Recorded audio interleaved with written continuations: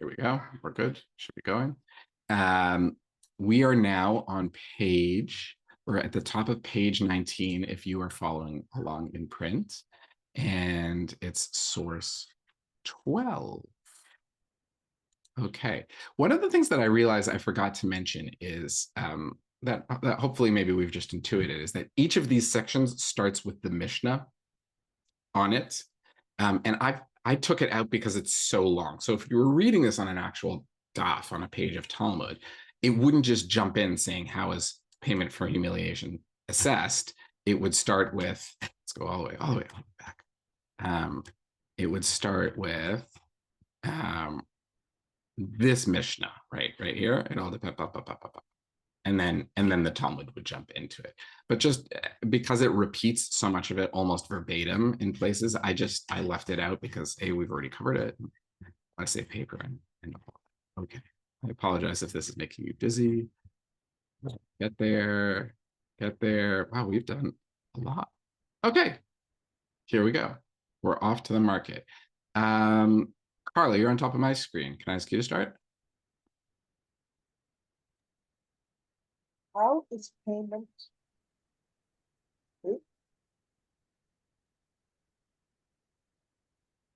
Did it go away? No, something went on top of it. Oh, that's weird. Hold on a second. Those are just my notes. Normally that doesn't happen. Let's try this again. Preview. Layouts and options. Can you still read it, or is there something on top of it? Okay, good. How is payment for humiliation assessed? It all depends on the one who humiliates and the one who is humiliated. Whose opinion is expressed in the Mishnah? It is not the opinion of Rabbi Meir, and it is not the opinion of Rabbi Yehuda. Rather, it is Rabbi Shimon. Okay.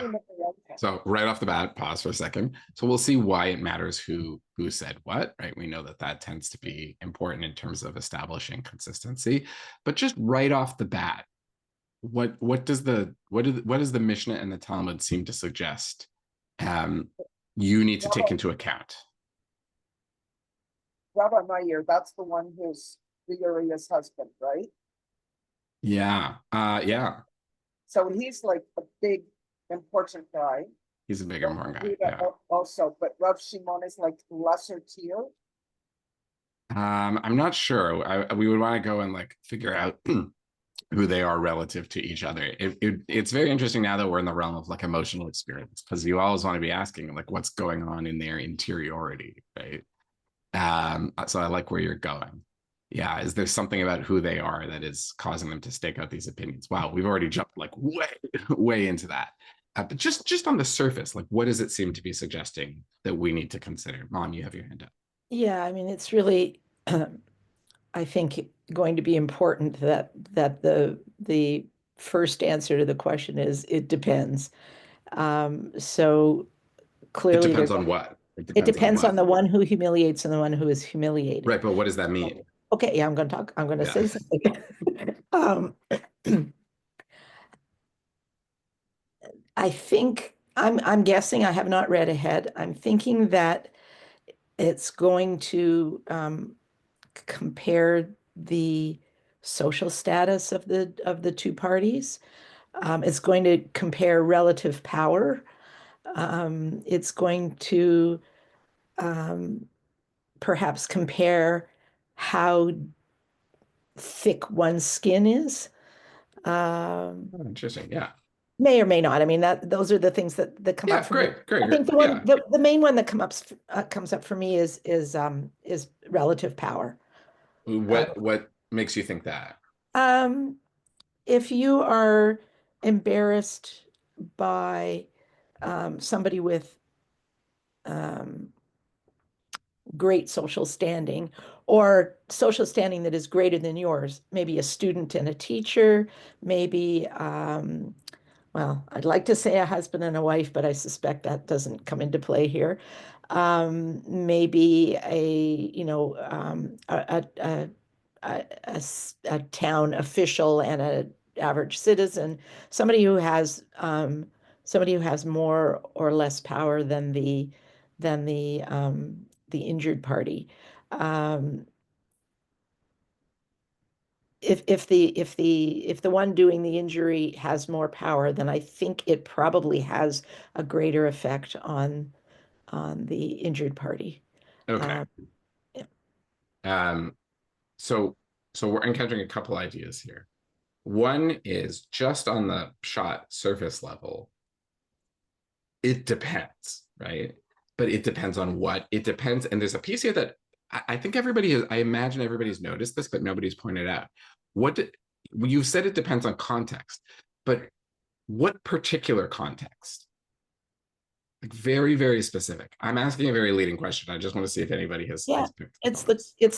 it's the specific context of both sides of the Of both sides. This is really important, right? You might think it would be totally reasonable to think it only matters about one of them, right? Especially if you're talking about power, right? Like, why would the power of the lower person matter in this? But it's actually saying both matters, right? It all depends on the one who humiliates and the one who is humiliated, right?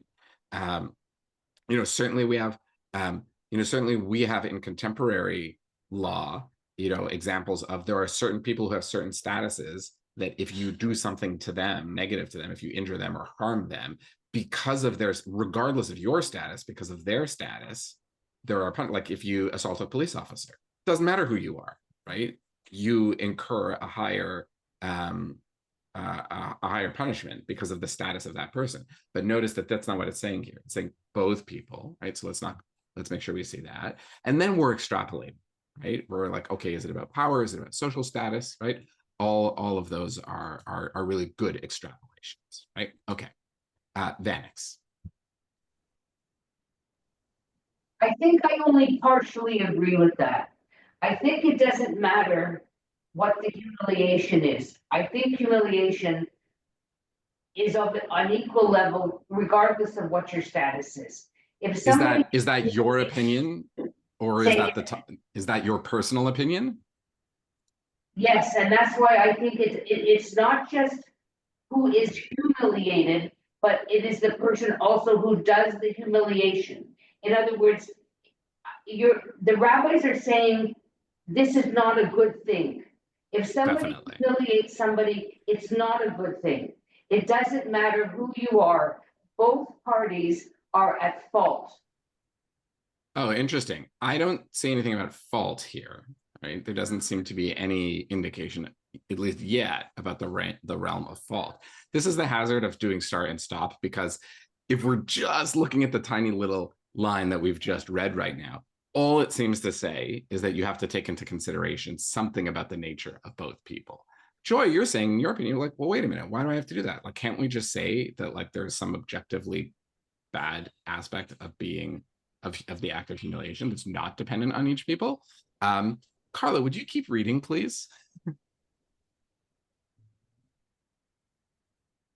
As we learned in a Baraita, and in all of those cases, they are viewed as though they were free men who lost their property, as they are the sons of Abraham, Isaac, and Jacob, the statement of Rabbi Meir. Okay, Joy, that's what you're saying, right? What you're saying is we're all the same. We all have some same fundamental human experiences. And that's what Rabbi Meir is saying. He's saying they're all the sons of Abraham, Isaac, and Jacob, i.e., humiliation is assessed according to a standard formula. Regardless of who is humiliated, you treat everybody as if they're the same. Why? Because we're all children of the same ancestors, right? So Joy, that's a bit of what you're saying. In fact, I think in some ways it's exactly what you're saying. So that's Rabbi Meir's opinion, and it's in a Baraita, right? So this is like it's a pretty strong, good source for the Talmud to cling on to. Okay, Carla, keep going. Rabbi Yehuda. Okay, just out of curiosity, is it going to be the same for women as if they were the daughters of Abraham? Great question. I'm not giving anything away. Yeah. Rabbi Yehuda says, you each, the great person according to his greatness, and the small person according to his smallness. Rabbi Shimon says, with wealthy people, the court views them as though they were free men who lost their property. In the case of poor people, the court views them as the least among the poor. Okay. The least poor, or the poorest. What does that mean? Probably the poorest. Yeah, probably the poorest, right? There's a bit of double negatives happening here. So I just want to point out a couple things. One, points to everybody who, like, saw that there was something here about kind of like social status, right? That's definitely in play.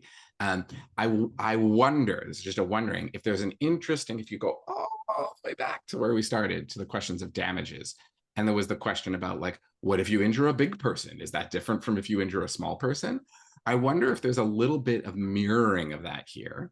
Earlier on, it was literal, right? A gadol and a katan, a big person and a small person or a child. And here, when it says gadol and katan, it's using them metaphorically in the same way that we would, right? Like a great person, right? Like somebody, with great status. So I wonder if there's like a little bit of intentional mirroring here. Can't know for sure, right? But it's just a nice thing to think about. But here, the idea is that wealth and status are tied, right? It says a great person, and then it talks about wealth, right? Or talks about wealth and not a great person. So nothing has changed in 2,000 years, of course. And Rabbi Yehuda says, no, you actually have to take into consideration the relative status. Now, we don't know yet what that means in terms of, we don't fully yet know, like, how does the calculus work out?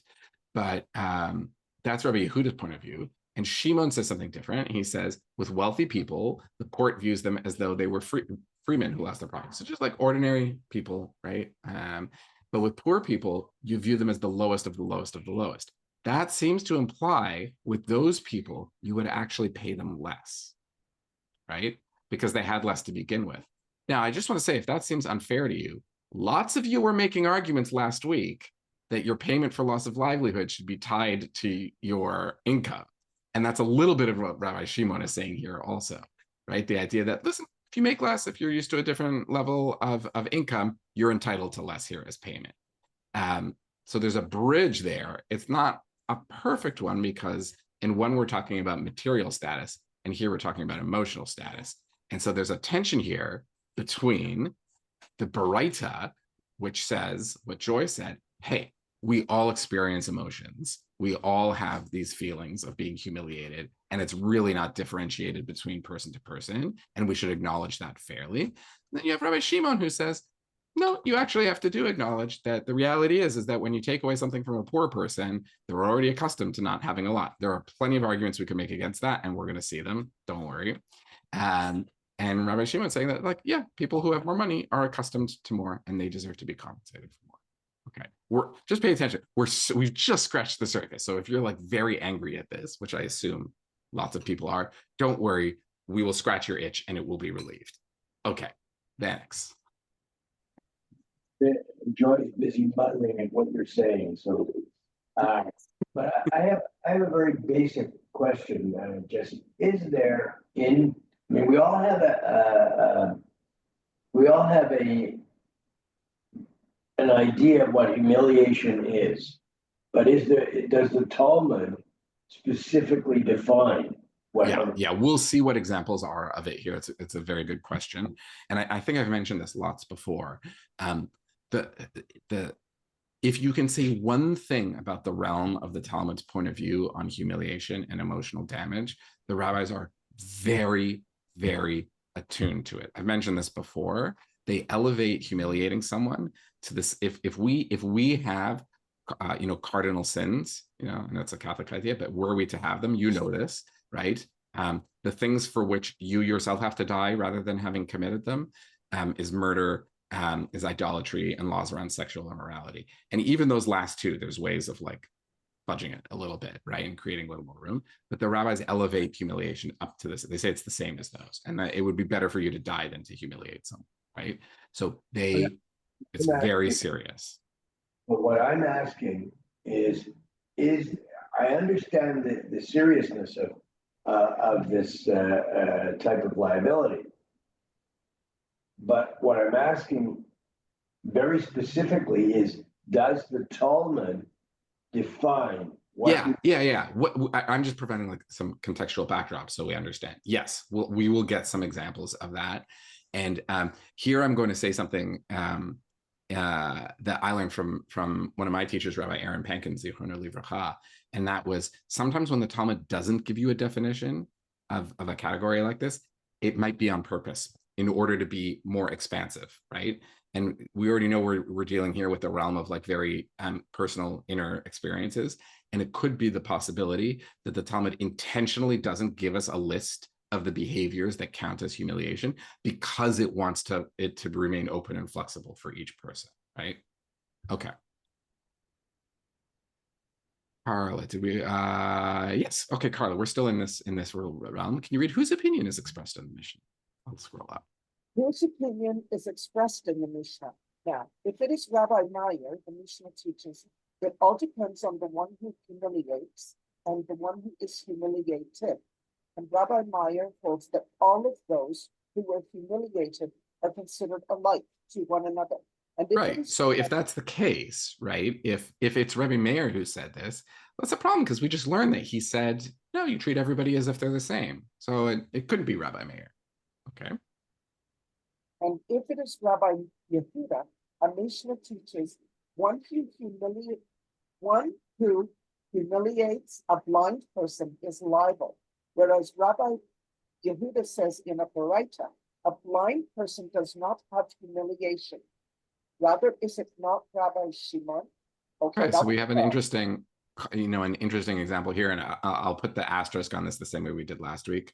Rabbis of the Talmud assume certain things about the social status of people and their disabilities at times, and one of the idea is that like a blind person doesn't have humility or doesn't have humiliation. Where does that idea come from? Is the idea like they don't know what's happening around them, therefore they can't experience humiliation. We know that to be categorically untrue, right? Okay, definitely worth saying that.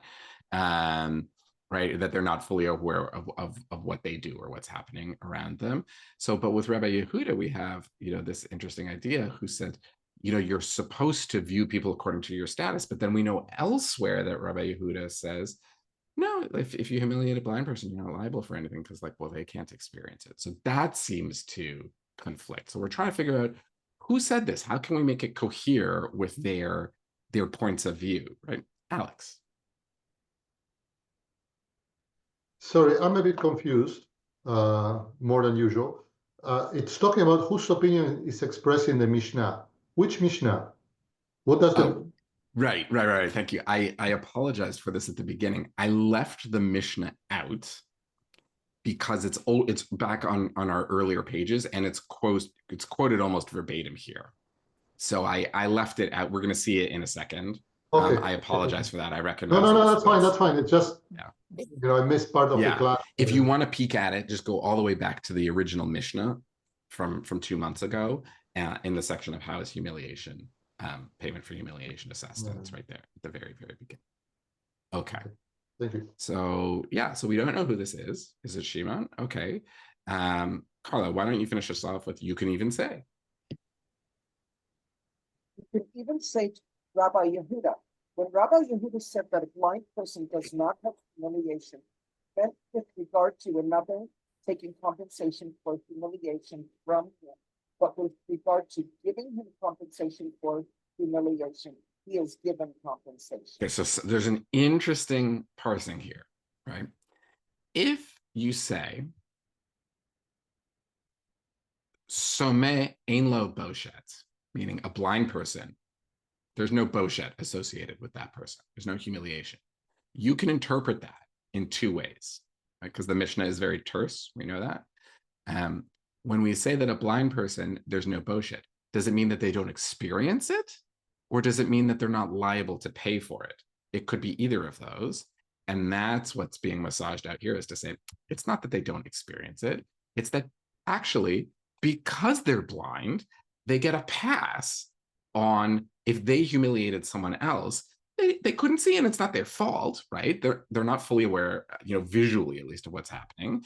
And so the only condition where you would assess a blind person as being liable to pay for humiliation is if they intended to do it, right? But if it's an accident just because of the fact that they couldn't see where they were going, there's no boshet associated with that person, right? At all.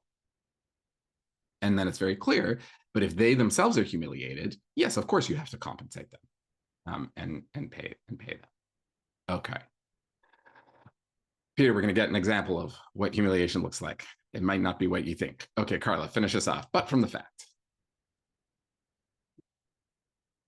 But from the fact that the latter clause of that Mishnah teaches that one who humiliates a sleeping person is liable, but a sleeping person who humiliates another is exempt, and does not teach that a blind person who humiliates another is exempt by inference. The Mishnah teaches that there is no difference in this way and no difference that way. Rather, it is clear that the Mishnah is in accordance with the opinion of Rabbi Shimon. So I guess it's saying that the sleeping person or a blind person, if they humiliate, it's got to be unintentional because they couldn't see where they were going, or or Exactly. the sleeping person wasn't aware. He was sleepwalking and wasn't aware of what he wasn't conscious of it. That's exactly right. What does a sleeping person and a blind person have in common, right? That they seem to not be able to have a grasp of their immediate surroundings. However, it says a sleeping person humiliates another is exempt, but it doesn't teach that a blind person is exempt, right? So there's an inference that's being made here, right? We say, okay, what do they have in common with each other? And that's how we get it, even though the Mishnah doesn't explicitly say that, right? There's an inference between the two. Okay, so what is one way in which you can get humiliated? Somebody in their sleep doing something embarrassing to you, right? Now, there may be some social context here. Just think about when it's being written, right? It's in the Mishnah, it's being written in the land of Israel. It's nighttime. Where do people sleep? In the summer? Maybe outside, right? So it's not inconceivable that somebody outside might interact with others in their sleep. Okay, so that's the first little bit. Now we're actually going to get to read a bit of Mishnah. You can see in this unit, we'll be jumping around a bit through the Talmud because there are some digressions that go like way out there and aren't immediately related to the 5 categories. So you'll see that we hop around a little bit. Mom, can you read the Mishnah? And then we'll pause and then we'll read the Gemara. I think Alex still has his hand up. I'm not sure. Yes, still? Thank you. So I was reading the other day about a guy I think in Quebec, who stabbed his parents, brutally murdered them, and the whole thing went to court, and apparently the judges determined that he was not in his right state of mind because no one can commit such brutality by being in a right state of mind. Irrespective of whether we agree on that judgment or not, it seems to be that the state of mind / blindness / being asleep ameliorates the penalty of the person. However, the Talmud, or at least the Talmudic law, seems to be much more exacting, because there is a payment that needs to be paid for the damage, irrespective of the humiliation. And in this case, in the case that I was alluding to, the brutal assassination of the parents doesn't seem to be big enough in our law system to warranty the payment, incarceration or whatnot, of the guy committing the So without drawing connections to current case law, yes, you're right that we're only talking here about the emotional damage, right? And there is a separation, meaning it's conceivable that if a blind person caused damage to someone, you'd still have to pay for the physical damage you caused. You're still liable to cover their health, like you still caused that accident. But in the realm of but did you harm someone's emotions? Unless it was intentional, right? You could get a pass on this part, right? And so there is more expansiveness here around that. The halacha also, I know this has come up several times for us, but it bears mentioning. Halacha definitely has 2 very strong categories of intentionality and negligence, and your punishments and liability depend on whether you caused something intentionally or due to negligence, right? And that's a very robust area of halacha. Yeah. Okay. Mom, Mishnah. One who humiliates a naked person, or one who humiliates a blind person, or one who humiliates a sleeping person is liable, but a sleeping person who humiliates another is exempt. If one fell from the roof onto another person and thereby caused him damage and humiliated him, then the one who fell is liable for the damage, since a person is always considered forewarned and exempt from the humiliation, and unless he intends to humiliate the other person. Okay. So, I love the examples we got. Just for the record, this is entirely conceivable, right? People are sleeping outside up on the roofs. It's entirely possible you fall off. That's why the Talmud elsewhere says one of the laws is you have to build a fence around your roof so you don't fall off in the middle of the night, obviously. Okay. So now we're getting some of this idea of like, you have to consider the identities of each of the people, right? Or at least the status of each of the people, right? A naked person humiliates a naked person, right? Wait, are we there at naked to naked? No, we're not yet. Okay, sorry. If you humiliate a naked person or a blind person or a sleeping person, you are liable. So we're going to ask ourselves questions later about what is this stuff about nakedness. The Talmud is going to go, the Gemara will go into that, right? And it seems to distinguish, or it very clearly distinguishes between the naked person and the blind person are on one hand. Sorry, that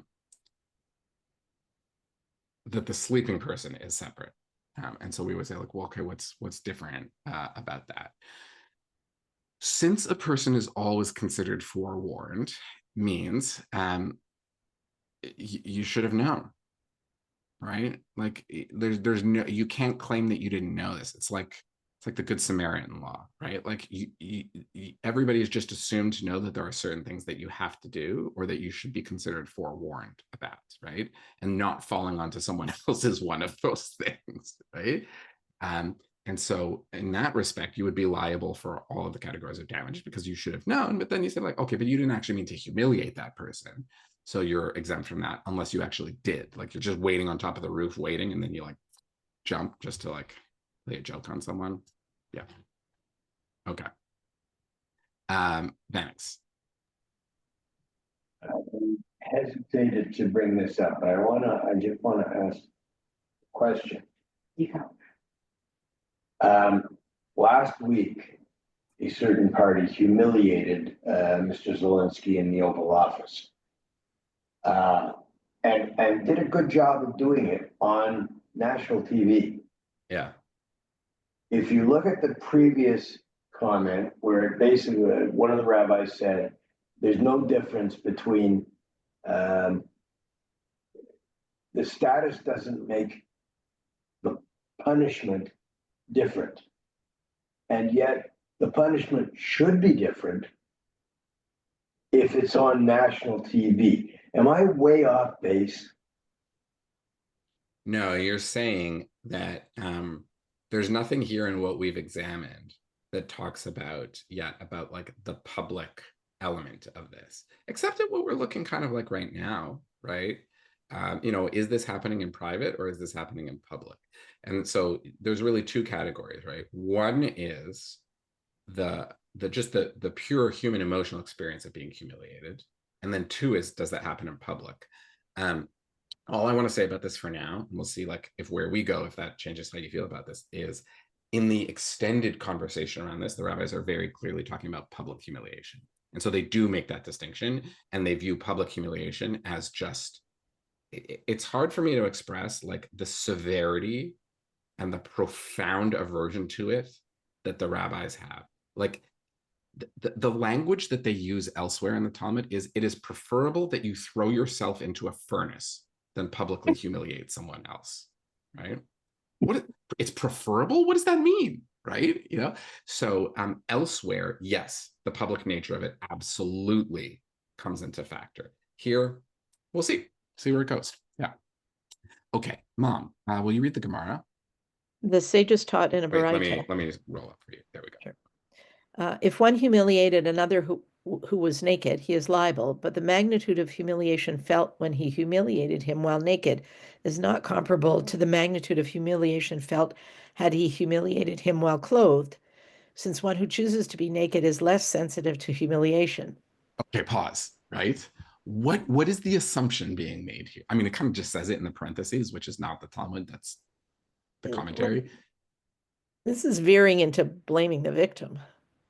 Well, talk about the assumption first, and then we can judge it. The assumption is that if you are naked in public, then you choose to be naked in public and you don't feel vulnerable. Yeah, you must have a thicker skin, right?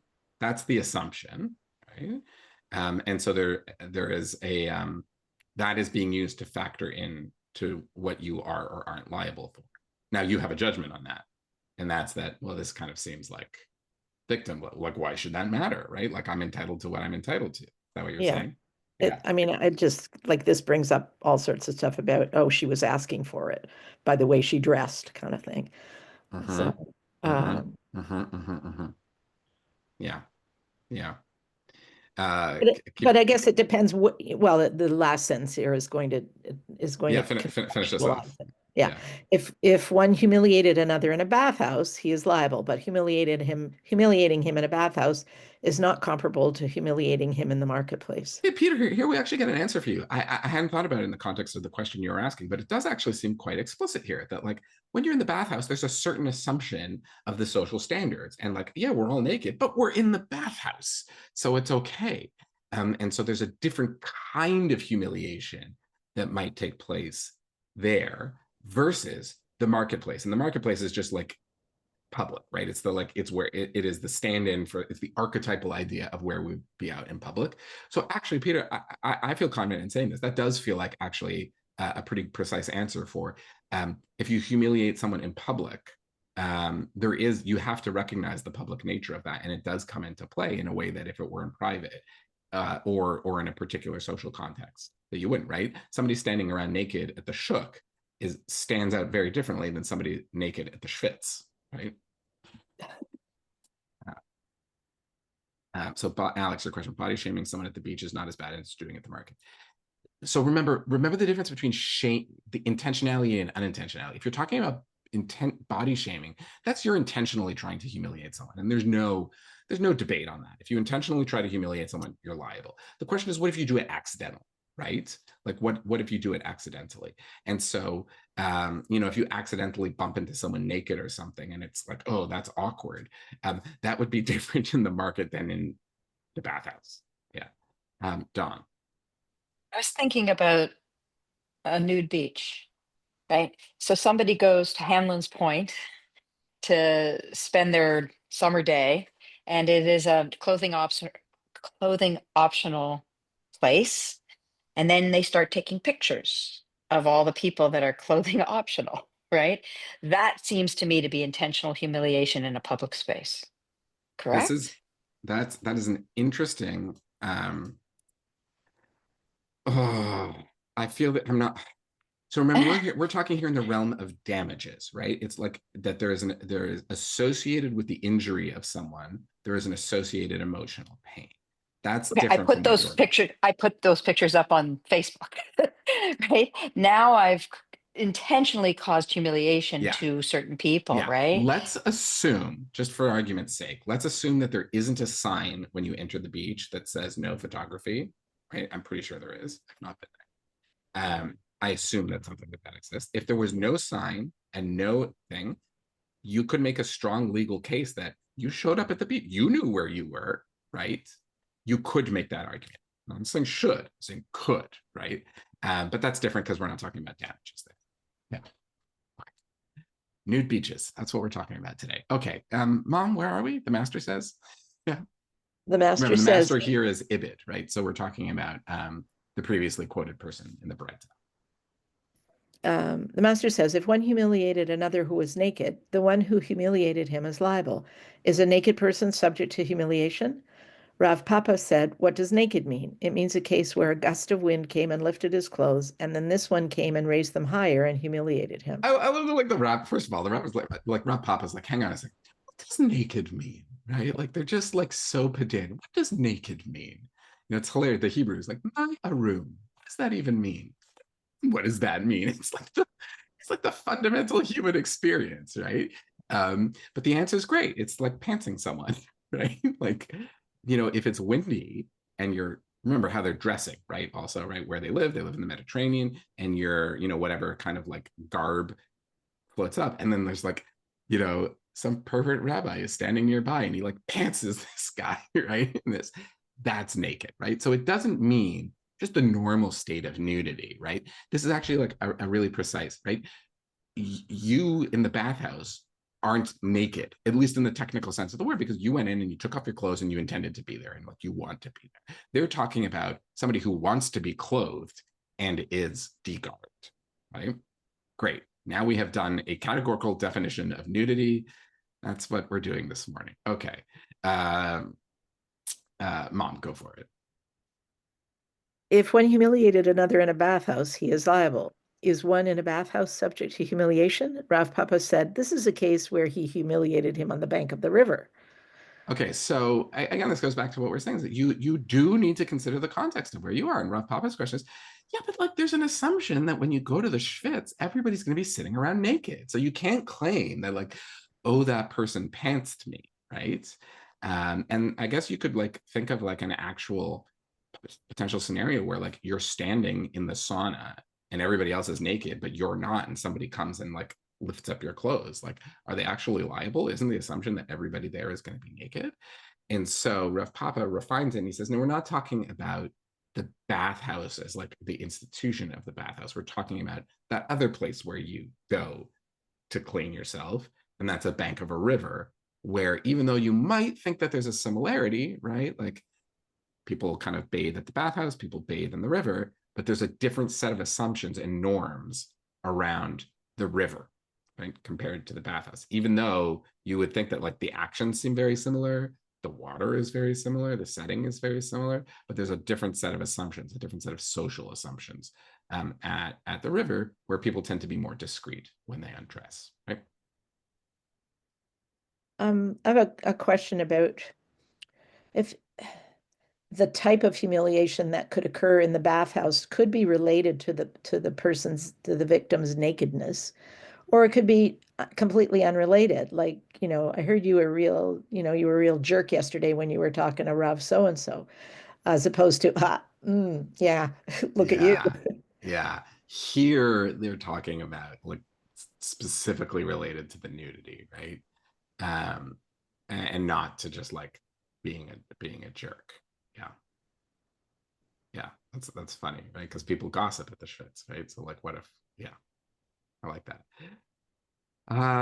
Okay, we're gonna get a dilemma. John, would you read about Rabbi Abba Bar Memel? Oh, let me scroll up for you also. Here you go. Rabbi Abba Bar Memel raises the dilemma.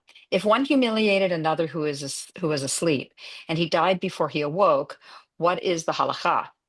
What is his dilemma? Rav Zeved said that this is his dilemma. Is the compensation for humiliation due to embarrassment? And this one died and does not have that feeling of embarrassment? Or perhaps it is due to disgrace and he disgraced him. Yeah. What's the difference between embarrassment and disgrace? Great. So embarrassment and disgrace are two different concepts here, right? For our purposes, humiliation is referred to. Let me just highlight it for you in the Hebrew. Hopefully I can do this, right? In the Hebrew, we have here busho, right? This is boshet. This is the idea of humiliation that we've been talking about. And then the question is it due to kisufa, embarrassment, right? Or is it due to ziluta, disgrace? First of all, let's, before we go into like the definitional aspect of this, just what's the situation? It's both like a very like morbid and bizarre and like absurd, like an absurd hypothesis, but it's actually a really good one, because we're talking about subjective internal experiences. So let's play out the like, what's the problem here, right? What's the actual dilemma?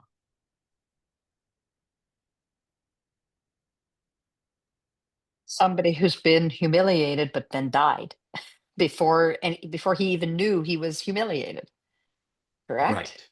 Correct. So there's a couple assumptions here. One there's a few assumptions. One, the assumption is that you, without knowing, without hearing from the report of the person, because you were asleep, who's watching Severance? Okay. Does it matter if you know what's happening to you? Yes, apparently it does. Apparently it does, right? Yes, if you watch the show enough, yes. Yes. By the way, Right. highly If you- recommend. Highly Yes. recommend. Right. Does it matter if you know what happens to you? If somebody comes and embarrasses me while I'm asleep, does it matter? I wasn't conscious. I don't know. Now, there's an assumption here that the act of embarrassment is not predicated. Sorry, I'm using embarrassment, and I should be more precise in the language. That the act of humiliation, boshet, can be done objectively regardless of my experience, right? It's very clear. It says that. Somebody can come and do something to me that qualifies under the umbrella of boshet, and I don't know about it, right? We saw that a little bit with the blind person, right? And then that was pushed against. But they're awake. They can hear, right? They can interact with people. But what if you're unconscious? Doesn't matter. Doesn't matter at all. And so the kind of jumping really to the end of that is like, do we need to have been told by that person? We can't. They're dead. We're never going to know, right? So then the question is, if they're liable for something, is it embarrassment? Can you embarrass someone if they don't know it, right? So just put yourself in this. Like if you're asleep and you find out in the morning that somebody had done something, you know, I have pranked people and like put underwear on them while they're asleep, right? That's kind of embarrassing. Does it matter, right? Do they have to be told that it happened? Or is there something just fundamentally disgraceful about that? And so then we have these two categories, right? Of kisufa, of embarrassment, and ziluta, of disgrace. So what's the difference between kisufa and ziluta? Vanix and Mom.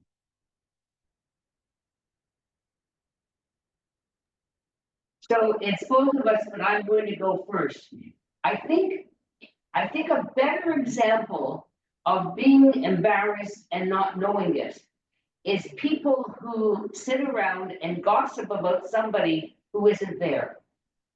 And can talk about what they wear, what they look like, and all those things, and that person has no idea that that's going on. It Yeah. is humiliating, absolutely humiliating, except they don't know they're being humiliated. Who is it humiliating for? The person who doesn't know what's happening to them because they're not there. So who's experiencing the feeling of humiliation in this scenario? Nobody except the person who's doing the gossiping. They know what they're doing. They're not, there's intent. This Great. is not by accident. Yeah. So Joy, this is a good example. And in the halacha has a lot to say about gossip also. And it is also similarly viewed almost universally negatively. Yeah. So your example helps us, right? So we talked about gossip being humiliating, right? So let's use that language very precisely. There is something gossiping about someone, even if they don't know that you're doing it, is boshet. It's humiliation. Now, if they were to find out that you gossiped about them, they would experience kisufa, embarrassment, right? But even if they don't know, there is still something particularly shameful about it and disgraceful about it, ziluta, even if they don't know. And that's the debate here around this person who has died, right? Very clearly, something happened that counts as boshet. That's not really up for debate. The question is, what's the punishment for? Is it for embarrassing them? Is it kisufa? But we'll never know if they experienced embarrassment because they can't tell us. Or is it about ziluta, that you've disgraced them, right? Where that's similar to your category, Joy, where like they never know whether or not you spoke ill of them. I wanted to share like a personal story about this, and then Mom, I'll go to you. So one in back-to-back summers while I was training to be a rabbi, one summer I was at yeshiva, and this is the text we were studying. We studied the same entire section that we're studying right now. And this was for this particular yeshiva, like a very foundational text. So the yeshiva cared a lot about kind of interpersonal ethics and how we treat each other. And this was kind of hammered into us. It was very, very, very foundational. And the next summer, I was working at Toronto General Hospital in psychotherapy for patients.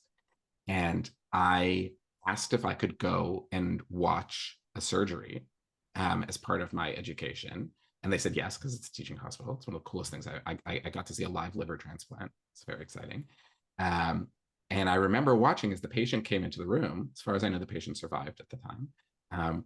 And it's, thank God for modern medicine. It's amazing. There's something particularly, I, at the time, said was very degrading about watching kind of a naked person hauled out onto a table and having like hoses inserted into them. And after the experience, which I thought intellectually and scientifically was amazing to watch, I was processing it with my supervisor. And I said, like, I was having a very hard time because on the one hand, I have this foundational text about like what you're not supposed to do to an unconscious person because there's something shameful and disgraceful about it. And then watching this happen to this person. And I had felt like this, like on the end, like very, like I had so much dissonance around this. It was very anguishing for me to think about this. And like, she helped me work through it and realize like, there was a higher principle here. It was about like what, saving a life is like very clearly important. And like certain assumptions of like what you're willing to do for that. And obviously like the care and intention, none of the people in the room were intending to be disgraceful whatsoever. It was just, if you know anything about doctors, they're just going about their job, right? I just think the Blue Jays game was on in the background while all of this was happening. And I remember thinking like, this is very strange. They're literally putting a tube into parts of this person's body who I would not normally see on the street. And in the background, it was a good time to be a Blue Jays fan. So there was like lots of cheering happening and it was very weird. And so, it's just all to say that like, this is not theoretical, right? Like there are real questions here about how present do you have to be to experience these categories of kisufa or ziluta, and does one of them count as boshet? And if they do, what are the implications on that on the person who caused the experience and on the person who experienced it? Yeah, see, I'd like to take it one step further from what Joy was saying and what you just described. What about humiliation to a dead body? In other words, the rules around death and it may be modern. I'm not even sure about that, but I know that there are rules around how to treat a dead body. Yeah. You gotta clean it. You got to wrap it in a shroud, all that kind of stuff. Yeah. But what about humiliation to the dead body? You would not do that. Here? It is, that's informing this. It is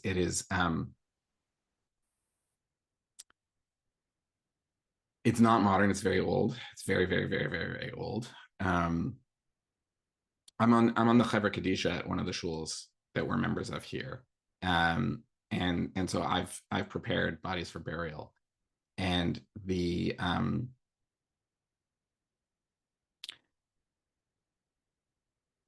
deference in the room is so it is just done with the utmost care, right? Even though as far as at least in terms of consciousness, human consciousness, we know that body is not experiencing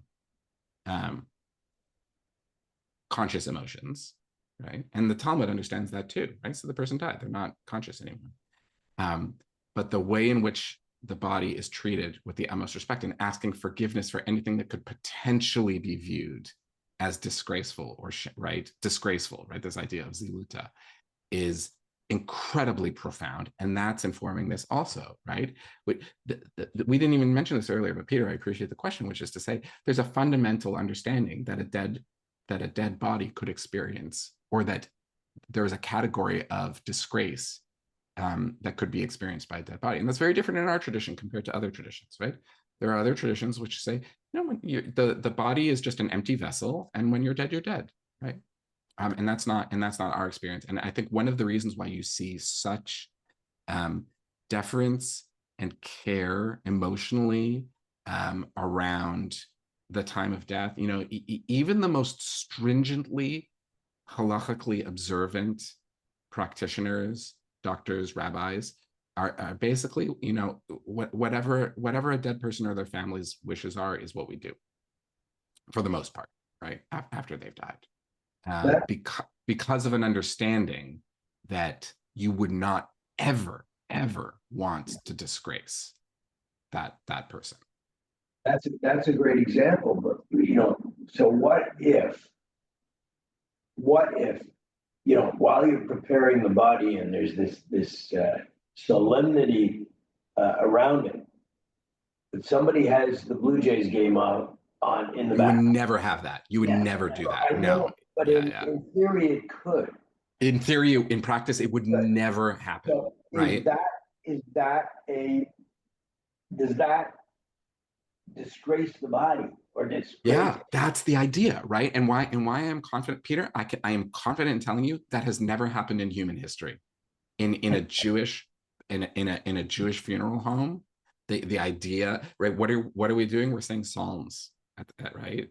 It is just so unfathomable to me that could ever have happened anywhere in that context. Yeah. I don't know, right? Because like I'm also like have a philosophy. I'm like, do you really know that? Can you prove that? Like, no. But I mean, there is it is. This is not the direct area of my research. There are other people who like do lots of research around death and dying and those things. But I feel just like so exceptionally confident in saying, you know, how seriously this is taken. Universally. It's like denominations disappear. It doesn't matter. It doesn't matter if you're a man or a woman. Orthodox Shomrim, right? The people who sit by the body, they'll put a tallis on a woman, even if they would never do that in a shul. Just all of those differences, they just totally, it doesn't matter. Why? Because of disgrace, because of the worry that you might disgrace. Okay. Which is all I want to keep going. I mean, this is very important, right? What we're learning about. But the idea that we've just said right here in this, which seems like an absurd scenario, right? That this person gets, you know, shamed in their sleep and then they die. Why are we even entertaining the importance of this?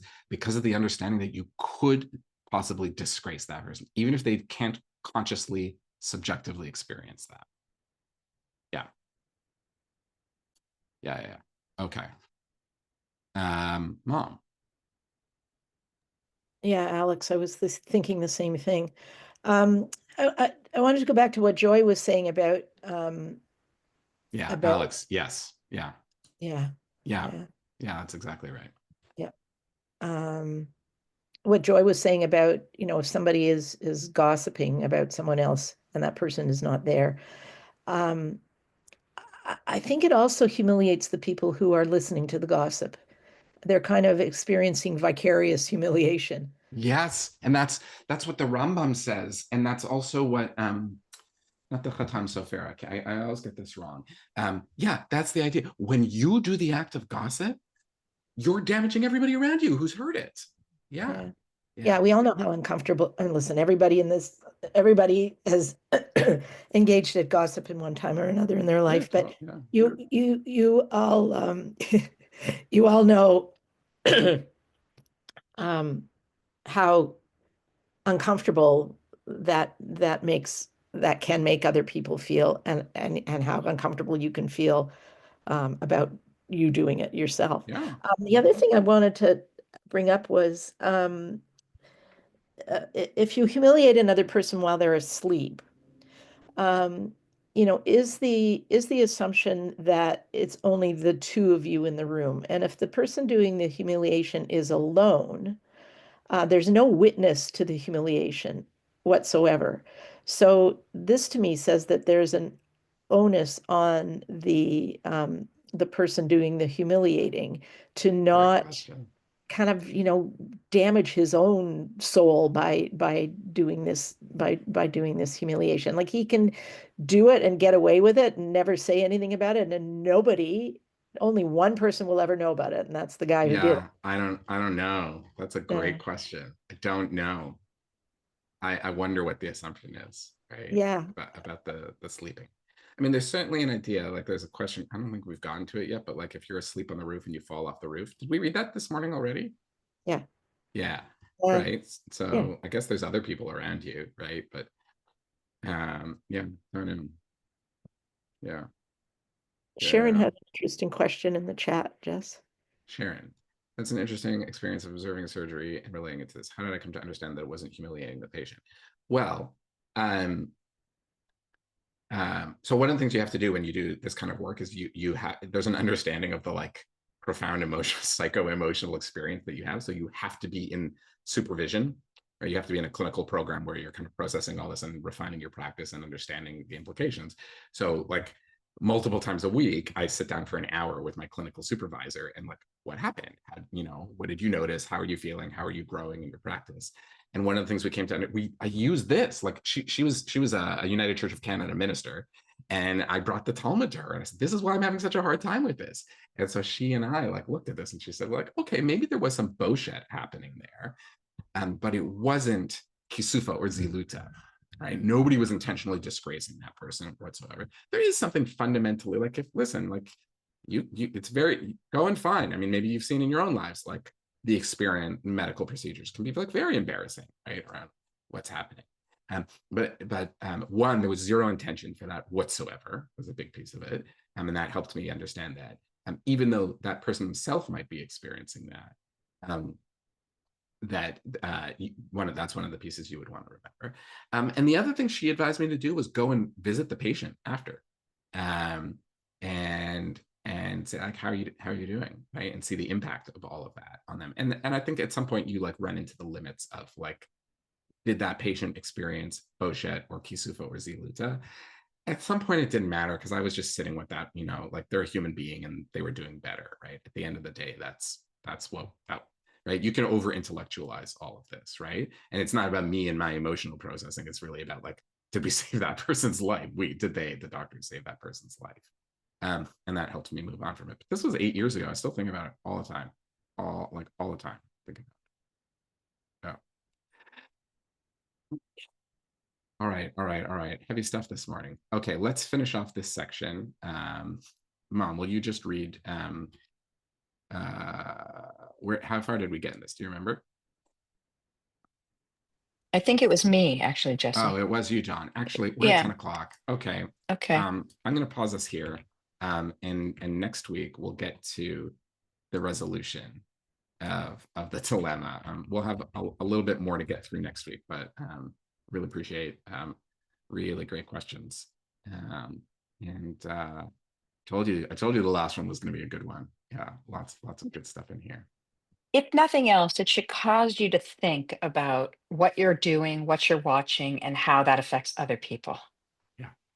Right? Yeah. There's some really stupid things in the world right now that we have to be very careful about not engaging with. Yeah. Just my 2 cents. Yeah. Spot on. Yeah, makes you, you know, this is 2,000 years old. It makes you wonder what they were experiencing and how much they knew about like the interior human experience.